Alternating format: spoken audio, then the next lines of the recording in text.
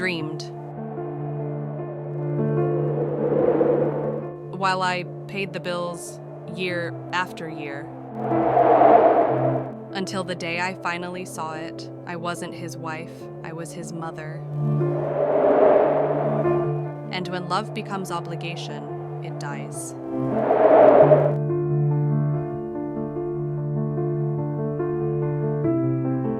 What if you had built a dream with someone, but discovered you were building it alone? If, month after month, you paid the bills, held the household together, postponed your dreams, while he dreamed but never built? If the love that should have been partnership had transformed into dependence, disguised as we're in this together? She never wanted much, didn't dream of mansions or luxury cars. She just wanted enough to live lightly and love without weight, to wake up next to the one she loved, without the knot in her throat from overdue bills, to plan the future without every conversation ending in an argument about money. But over time, money came between them. First, as a shared dream. Let's grow together, they said. Then, as an invisible wall between two hearts that wanted different things. What used to be complicity became comparison. Love, which was shelter, became burden. And in the silence of paid bills and postponed plans, she began to ask herself, at what point did loving become so expensive? Laura met Pedro when she was 28. He was a dreamer. She was practical. He wanted to change the world. She wanted stability. But they loved each other. And for a while, love seemed enough. She remembers the day they met. It was in a small bar downtown on a rainy Friday. Pedro was with friends, talking excitedly about an app he was developing. His eyes sparkled when he explained how that idea could revolutionize the way people connect. Laura listened, half by chance, half enchanted. There was something magnetic about all that enthusiasm, about that unshakable belief that it was possible to do things differently, to be different. When he finally noticed she was listening and smiled, that wide, genuine smile. Laura felt something she hadn't felt in a long time, hope. Not in herself, but in something bigger, in possibilities. They talked for hours about dreams, about life, about what really mattered. Pedro talked about changing the world. Laura talked about building a solid life. And somehow, that difference seemed complementary, not conflicting. You keep me grounded, he said that night. And you remind me to dream, she replied. And both believed that would be enough. In the beginning, they split everything. The restaurant bill, she paid for appetizers and dessert. He paid for the main course and drinks. The $1,500 rent split $750 each, religiously on the 5th of each month. Dreams, uncertainties, future plans, all shared in late-night conversations, lying on the old couch they bought together at a thrift store. She worked as a manager at a small consulting firm. $3,500 a month, with some modest benefits. It wasn't her dream job, but it was stable, predictable, safe. He tried to be an entrepreneur. One idea after another, always with that contagious enthusiasm of someone who genuinely believes this time it's gonna work. First was the Connections app. Then, a digital marketing consultancy. Next, an online store for handmade products. After that, an online course about entrepreneurship. And Laura believed, because believing in the one you love is almost instinctive, because supporting your partner's dreams seemed like the right, generous, loving thing to do. Because she wanted to be that woman, the one who doesn't limit, who encourages, who stands by in joy and in sorrow, in wealth and in poverty. But the years passed, and Pedro's ideas remained just ideas. The app never got past the development phase. Technical problems, he explained. The programmer left me hanging, but I'm already reworking everything. The consultancy got 3 clients in 6 months. 2 were friends who paid symbolic amounts. The third disappeared after the first job without paying. The online store sold 18 products in 4 months. The cost of maintaining the online store was higher than the profit. The online course had 5 enrollees. 3 were relatives who bought to support, and 2 quit after the second class. And with each project that didn't take off, Pedro retreated a little more. Talked less about his plans. Spent more time researching, planning, waiting for the right moment. Meanwhile, Laura paid the bills. The change was so gradual she barely noticed when it happened. It started with, "Babe, this month is tight for me. Can you cover my half of the rent? I promise next month I'll pay you back." Laura covered it, without question, because it was just once, because relationships are about mutual support, because she could afford it. But next month came, and Pedro didn't mention the payment, so Laura didn't collect. That would be petty, right? That would turn love into a business transaction. So she covered it again, and again, and again, until covering once became covering always. The rent, $1,500, entirely hers. Pedro contributed $350 when money came in, which happened maybe 3 times a year. Groceries, $700 a month, hers. Pedro helped by going to the supermarket with her and putting things in the cart, using the card, hers. Water, electricity, internet bills, $430, totally hers. Because you have a fixed income every month, it's easier for you to organize payments, he said. The car, which technically was his, was in his name, but which she used daily to get to work because he was working from home anyway. Payment of $740, hers. Because you use it too, right? And I can't pay right now. Gas, $500 a month, hers, obviously. In total, Laura spent $3,880 a month on the couple's expenses. Pedro contributed, at most, $400 to $500. Laura was left with, from her $3,500 monthly salary, about $30 to $120. $30. For her. For her dreams. For any emergency. For her future security. $30. She started doing the math, literally in spreadsheets she opened late at night when Pedro was already asleep. In 1 year, she spent $46,560 on the couple's expenses. Pedro contributed about $5,000 to $6,000. The difference is about $41,000 a year that she carried alone. In 5 years of relationship, $205,000. $205,000. Money that could have become a robust emergency fund, investments that would be earning interest, a down payment on her own apartment, the trip to Europe she'd dreamed of since adolescence, the MBA that would increase her chances of promotion. But it became the sustenance of someone else's dreams, and with each spreadsheet she made, Laura felt a mixture of anger and guilt. Anger at being in that situation?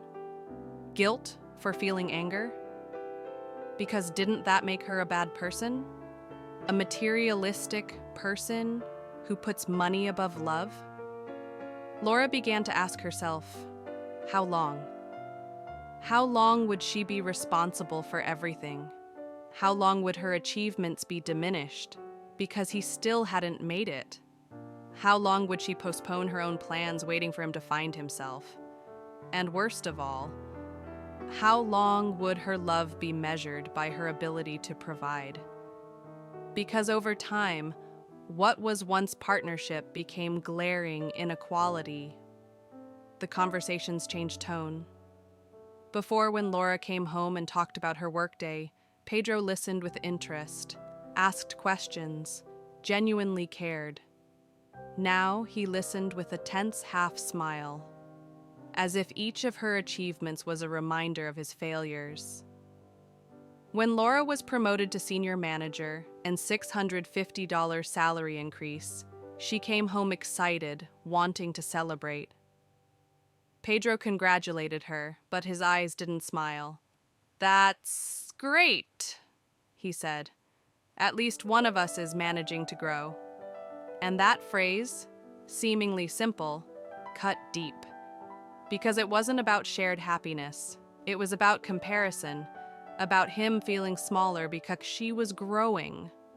Laura stopped sharing her achievements, stopped talking about opportunities at work, minimized her victories so Pedro wouldn't feel worse. She felt more like a mother than a partner, more like a provider than beloved, like someone who needs to manage another adult's emotions, protect their fragile ego, carry not just the financial expenses, but also the emotional weight of both. And Pedro felt smaller, frustrated, resentful. He didn't want to be supported. This wasn't what he imagined for his life. He wanted to be the successful man, the provider, the one who makes his partner feel secure.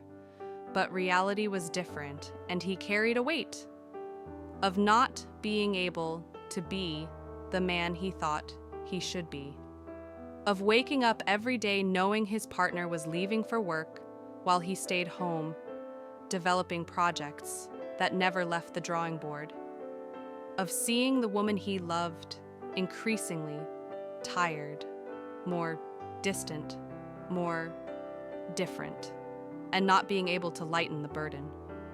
Worse, being the burden. This weight manifested in small explosions of anger. When Laura carefully suggested that maybe he could look for something temporary just until the business takes off, Pedro exploded. "You don't believe in me. You want me to give up my dreams to be just another unhappy wage slave." When Laura, exhausted from a 12-hour workday, came home and found dirty dishes, a messy house, and asked if he could have helped, Pedro retorted, "I also worked all day. Just because I work from home doesn't mean it's less valid." But Laura looked around and didn't see the fruits of that work.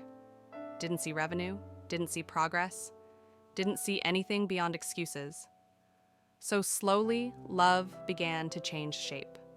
What was once complicity became comparison. "You make more than me. You decide. You have a steady job.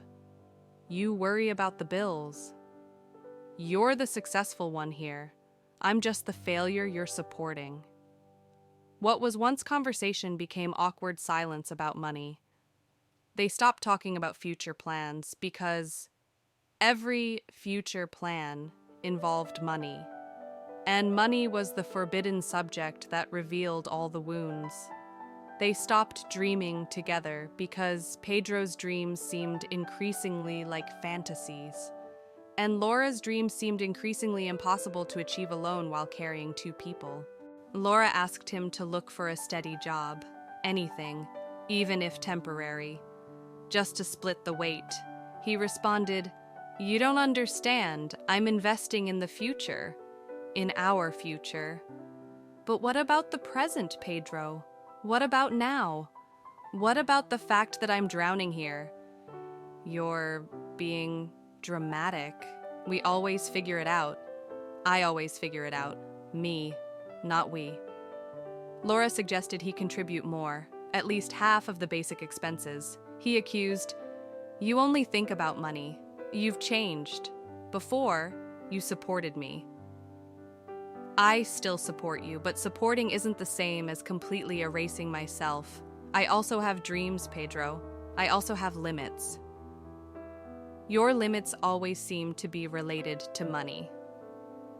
Because money matters. It's not the most important thing, but it matters. And pretending it doesn't matter is easy when you're not the one paying for everything. And these conversations always ended the same way, with Pedro shutting down, with Laura feeling guilty for having demanded, with both going to sleep in silence, each on their side of the bed they once shared so close. And deep down, both began to wonder, do we still love each other? Or are we just trying to survive together? Is this love or fear of starting over? Are we together because we want to, or because we've already invested too much time to give up now? Laura looked at Pedro sleeping beside her and felt exhaustion. Not anger, not hatred, just deep, existential exhaustion. And she wondered, when did the man who made her laugh become one more responsibility? When did her partner become a burden? Until the day Laura had to make a concrete choice. The car payment was 2 months overdue. The bank was threatening to repossess the vehicle. Laura had $1,480 in her account, the money left over that month after paying all the bills. And she had 2 options. Pay the 2 overdue car payments, $1,480, and be left with 0 in her account. No reserve at all, completely vulnerable. Or finally start the emergency fund she never had. The $1,480 that could be the beginning of some security. The first brick of a foundation she needed to build for herself. Laura stayed awake all night, looking at the statement, doing the math, feeling the weight of the decision. In the morning, she transferred the $1,480 to a new savings account. And when Pedro woke up and asked if she had solved the car problem, Laura answered with a voice firmer than she expected, "No, I chose my emergency fund." Pedro was stunned, then furious. "You're going to let him take the car? I'm going to stop drowning to sustain your dreams. Our dreams. No, Pedro. Your dreams. Because mine? I abandoned mine a long time ago to carry yours." That conversation was the beginning of the end. Not because Laura had been cruel, but because she had been, for the first time in 5 years, honest. And honesty, at that moment, revealed everything both had been avoiding seeing, that they were no longer partners, that they were no longer building together, that Laura had become the mother, and Pedro, the child, and nobody can maintain a romantic relationship when the dynamic is that. Money has a cruel way of revealing truths we'd prefer not to see. It doesn't create problems out of nothing, doesn't invent conflicts where they don't exist, but it exposes, illuminates, reveals. Exposes wounds that were there, hidden under layers of, we're fine, we love each other if we betray kaon. Like free in criteria, be away crewint. Exposes imbalances that installed themselves gradually, so slowly that nobody noticed when partnership became dependence. Exposes unspoken expectations, those that were never verbalized, but that both carried as implicit truths about how a relationship should work. And when money enters a relationship, when it becomes a source of constant tension, it asks a silent but insistent question. Do you love each other, or do you need each other? Laura loved Pedro, of that she was certain. Loved the way he laughed. Loved how he saw possibilities where others saw obstacles. Loved the way he, in the early years, made her feel like everything was possible when they were together. But did she also need him, financially? No, definitely not.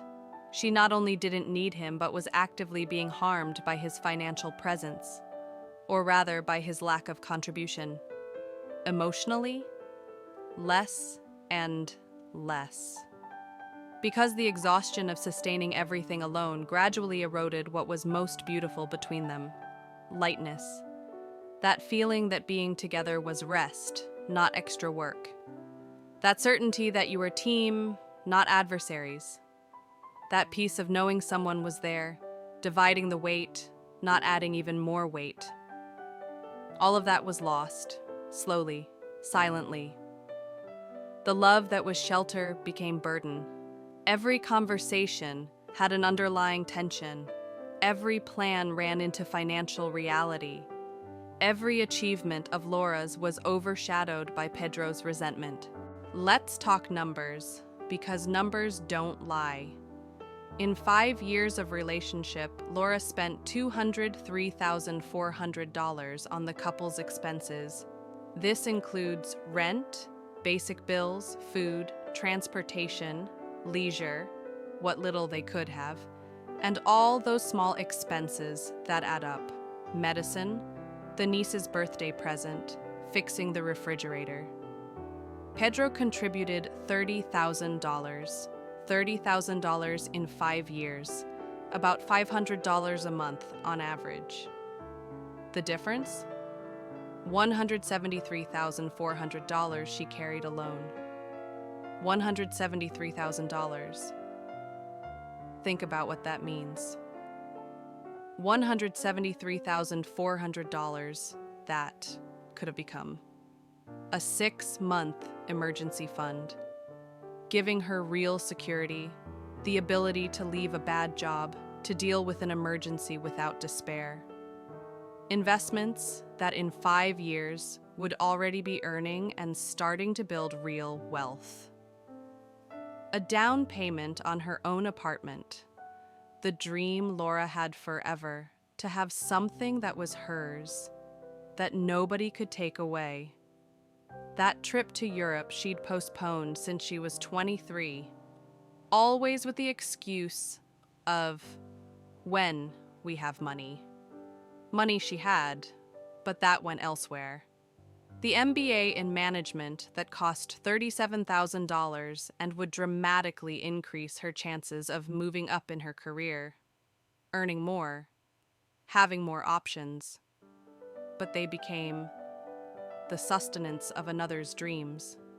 Dreams that, 5 years later, remained just dreams.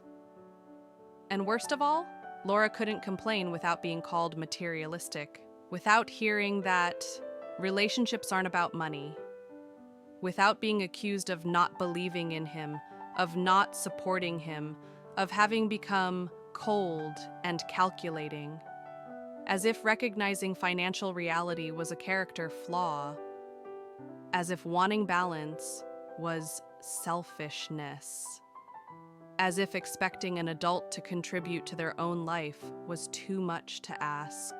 But it is. Relationships are about money, not only about money, not mainly about money, but also about money. Because money isn't just paper, it's not just numbers on a screen. Money is choice. It's the ability to choose where you live, what you eat, how you live, what dreams you can pursue. Money is security.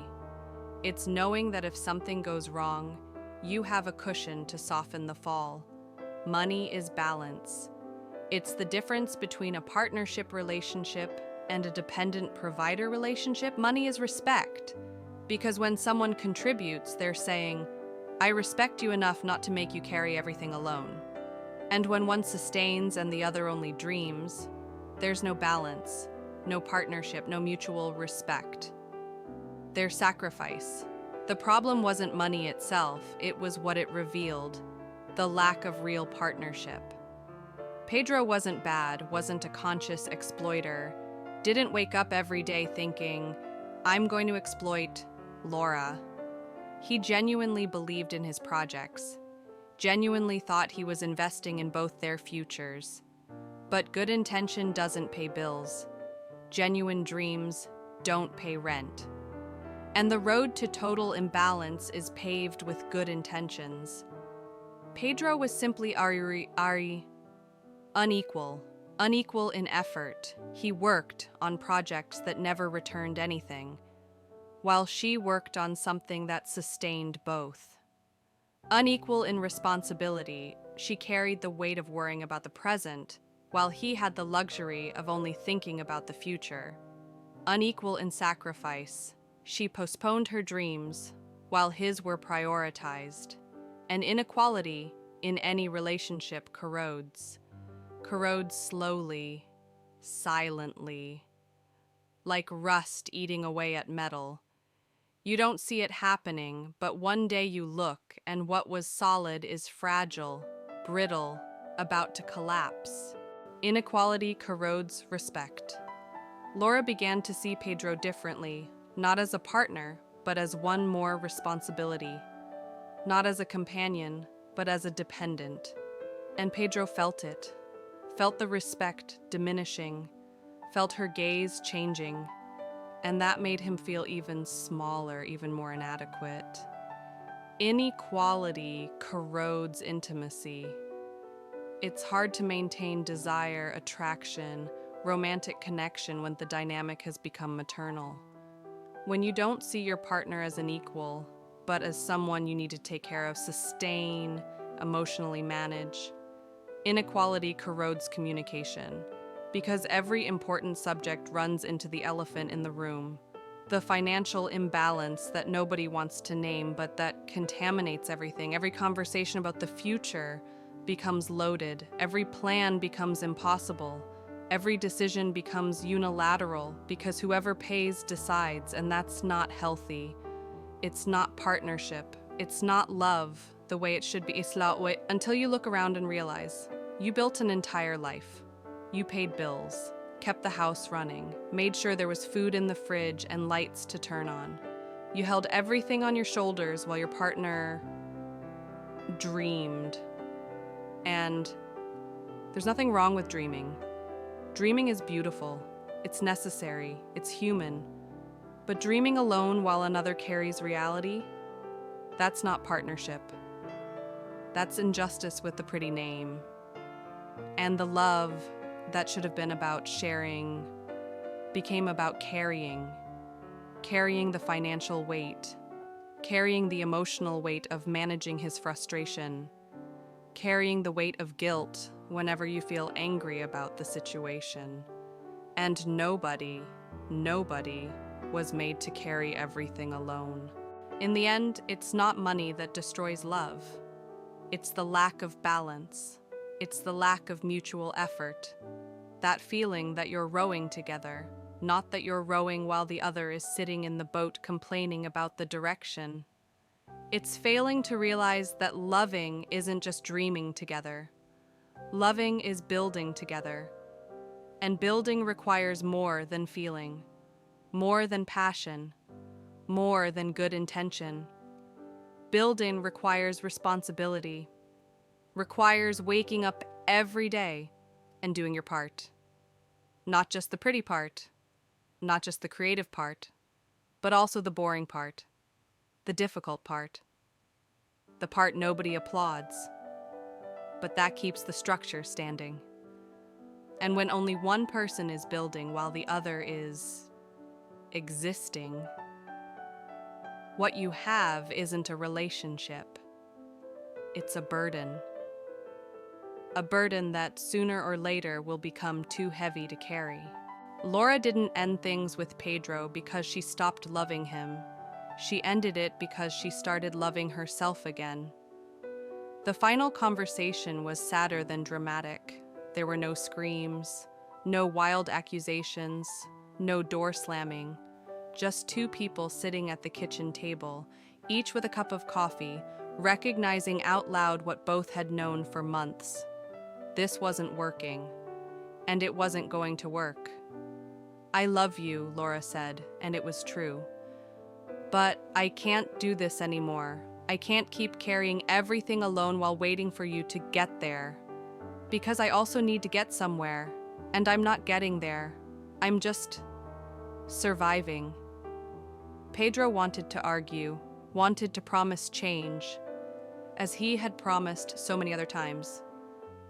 But this time, he saw in Laura's eyes something he hadn't seen before. Final decision. It wasn't anger, it wasn't contempt. It was exhaustion, and something worse, giving up. "I understand," he said finally. And perhaps, for the first time, he really did. The first months after the separation were strange. Laura moved to a smaller, cheaper apartment, a place that was only hers, where she didn't need to manage anyone's emotions besides her own. It had less space, less natural light. But it had something the house with Pedro never had in the last years: peace. She woke up in the morning without that tightness in her chest, without that constant anxiety about money, about bills, about how she was going to make the month work. Because now what she earned was hers, to manage as she wanted, to save if she wanted, to spend if she wanted. For the first time in 5 years, Laura had control over her own financial life, and it was liberating in a way she didn't expect, not because she cared so much about money itself, but because money represented choice, autonomy, the ability to decide her own path. She started saving, $400 the first month, $500 the second, $580 the third. Amounts that seemed small, but that were accumulating, growing, becoming something solid. In 6 months, Laura had $3,160 saved. More than she'd managed to save in 5 years of relationship. In 1 year, she had $6,800. And those numbers on her phone screen weren't just money. They were security. They were the certainty that she was okay. That she was capable. That she could do it. 2 years after separating from Pedro, Laura met someone new. She wasn't looking, wasn't expecting. But it happened. On a Saturday afternoon at the grocery store, literally. She was choosing tomatoes. He was looking for fresh basil. They bumped into each other, laughed, started talking. His name was Raphael. He worked as a history teacher and did tour guide gigs on weekends. He wasn't rich, wasn't a successful entrepreneur, wasn't going to change the world. But he had something Pedro never had: responsibility. And this time, from the beginning, it was different. The first time they went out to dinner, Raphael insisted on splitting the bill. "But I can pay," Laura offered, out of habit. "I know, and I can too, so let's split it." And that simple gesture meant more than Laura could express. Because it wasn't about who had more money. It was about respect. It was him saying with actions, "I'm an adult. I support myself. You don't need to carry me." When they decided to move in together, 8 months later, they sat down and made a spreadsheet together. Rent, $1,500, split $750 each. No discussion. No, this month is tight. No exceptions. Water, electricity, internet bills, $430, $215 each. Groceries, $700, $350 each. Leisure and unexpected expenses, $330, $165 each. And you know what happened? Laura, for the first time in years, had money left over, money that was hers, to do whatever she wanted with. She saved $1,500 a month, religiously. In 1 year, she had $18,000 saved, more than she'd managed in 5 years with Pedro. With that money, she took that trip to Europe she'd dreamed of since her 20s, Portugal, Spain, France. 2 wonderful weeks discovering the world and herself. Enrolled in the MBA she'd postponed so many times. invested in her own education, her own career, her own future, created a real emergency fund, 6 months of expenses saved, giving her security she'd never had before, and started investing. Small monthly amounts that, over time with compound interest, would grow and transform into future freedom. But more important than the money, much more important, was how she felt. For the first time in years, Laura didn't feel guilty. Didn't feel guilty for saving money, for investing in herself, for wanting security. Didn't feel selfish for having her own plans that didn't include sacrificing herself for another person. Didn't feel alone, even dividing responsibilities, because dividing isn't being alone. Dividing is partnership. And she didn't feel like a mother. She felt like a partner, like an equal, like someone building something together with another responsible adult. It wasn't perfect. Raphael wasn't perfect. He had flaws, had bad days, had moments of insecurity and frustration, but he had something fundamental. He showed up. Showed up with half the rent every fifth, without fail. Showed up helping with household chores without being asked. Showed up in future plans, not just dreaming, but actually building. Showed up respecting her time, her money, her dreams. And that constant presence, that mutual effort, that balance, made all the difference, because love, when it's real, doesn't weigh heavy, doesn't burden, doesn't unbalance, doesn't make you feel exhausted just from existing. Real love is light, not because it's easy. Relationships are never completely easy, but because the weight is divided. You carry half, he carries half. And together you carry not double, but something that becomes lighter precisely because it's shared. True love divides the bills, divides the dreams, divides the responsibilities, also divides the difficult moments, but divides doesn't leave everything on one person's back. And when it divides, everyone grows. You grow because you have space to pursue your own dreams.